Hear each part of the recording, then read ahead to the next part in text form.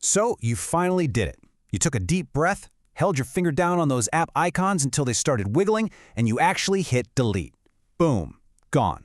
You're probably expecting this wave of instant mental clarity, right? Like some Zen master. But now what? What actually happens to your brain when that endless, mindless scroll just suddenly stops? Welcome to The Explainer. Today, we are diving into a really fascinating real-world experiment by creator Zia Shang. We're going to follow her journey of quitting a massive, and I mean massive, 8 to 12-hour-a-day habit. She basically went on a mission to cure what she called her brain rot. And the findings she shared, well, they offer this incredibly honest roadmap for anyone out there trying to survive a digital detox and actually get their mind back. Okay, let's dive into this. Here is our roadmap for today. First, the digital withdrawal. 2, navigating FOMO and isolation. 3, escaping the echo chamber. 4, the beauty of boredom. And finally, 5, 3 unexpected life upgrades. All right, starting with section 1, the digital withdrawal. This is the gritty reality of logging off. Because honestly, hitting delete on those apps does not magically delete the psychological addiction overnight, not even close. You're going to run right into this thing called phantom scrolling. Have you ever caught yourself doing this? It is literally that subconscious muscle memory where you just instinctively reach for your phone as a crutch. Our source noted that whenever she hit a wall at work, or even just faced a tiny minor difficulty, her hand would just automatically grab her phone to scroll, even though the apps were entirely gone. She ended up just scrolling through old emails or photos just to fill the void. It's wild, right? It just goes to show how deeply ingrained this habit really is. Our brains are basically hardwired at this point to seek out instant distraction the second we feel even a tiny bit understimulated. 8 to 12. Let that sink in. That is the number of hours our source was spending on these apps every single day before her detox. To put that into perspective, that is literally more than a full-time job. And because she was in that deep, relapsing and re-downloading the apps happened multiple times. But here's the absolute key takeaway. Relapsing is not a personal failure. It's a feature. These platforms are psychologically engineered to capture your attention at the deepest possible level. So if you get sucked back in, you aren't broken. Actually, it just means the platforms are working exactly as they were designed to. So to break this vicious cycle, you need a highly practical solution. Look at the old habit, having dedicated app access. You effortlessly tap an app like TikTok to, say, search for a restaurant recommendation, and boom, it inevitably leads to 3 hours of getting sucked right back into the feed. The new strategy? Browser friction. By strictly not having the apps pre-installed, you force yourself to use the clunky, annoying mobile web browser if you want to do intentional research. It adds just enough friction to make you pause and think, wait, do I actually want to do this, or am I just hunting for a quick dopamine hit? It's not about unforgiving total restriction. It's just about introducing intentional roadblocks to snap you out of autopilot. Moving on to section 2, navigating FOMO and isolation, the social shift. Once that initial withdrawal finally subsides, you run headfirst into a secondary obstacle, the acute fear of missing out, and this really sudden feeling that your circle of friends has drastically shrunk.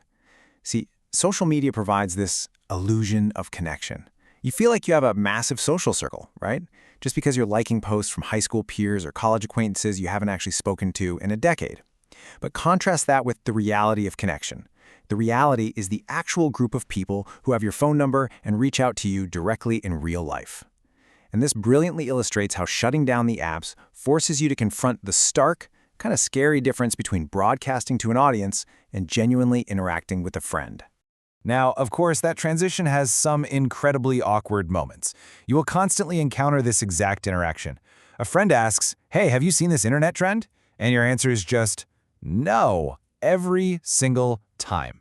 Losing touch with memes and pop culture definitely stings at first. You feel completely out of the loop, but our source makes a really profound realization here. Not understanding a few fleeting internet memes? That is a remarkably small price to pay for regaining total clarity, your time, and ultimate control over your daily life. Up next, Section 3, Escaping the Echo Chamber and Redefining How We Consume Information.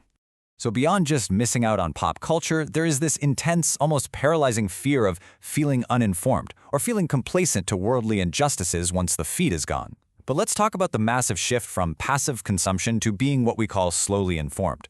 When you passively consume news on social feeds, you are entirely subject to subconscious influence. Algorithms are specifically built to push emotionally charged, super divisive content because, frankly, that's what captures attention and drives engagement. We often end up trapped in echo chambers, literally regurgitating opinions we heard online into our real lives without even noticing we're doing it. But by stepping away, you gain this incredible superpower, building beliefs through your own independent research.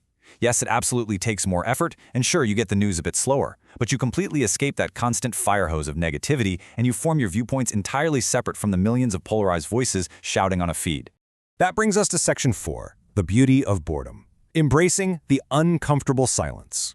Now, what's really interesting about this slide is the realization that we've reached a point where society has entirely lost the skill of being bored. We're walking around with completely fried dopamine receptors. We literally can't even stand in an elevator for 10 seconds without pulling out our screens. And because of that constant stimulation, it's hard to do hard things when easy things are so insanely gratifying. When you are constantly numbing your brain with a fast, endless stream of dopamine from short-form videos, tackling a really challenging, meaningful project feels impossible. I mean, why sit down and struggle through a complex task when you could just swipe and feel instantly, effortlessly gratified? That constant entertainment just strips away our mental endurance and our ability to focus on the truly difficult work. But the flip side to this is equally powerful. Great things are bred out of boredom. When you first delete those apps, staring at a blank canvas or just an empty wall feels agonizingly understimulating. It is a deeply, deeply uncomfortable silence. Yet, that exact understimulated silence, that's the fertile ground where true inspiration, hobbies, and creativity are actually born.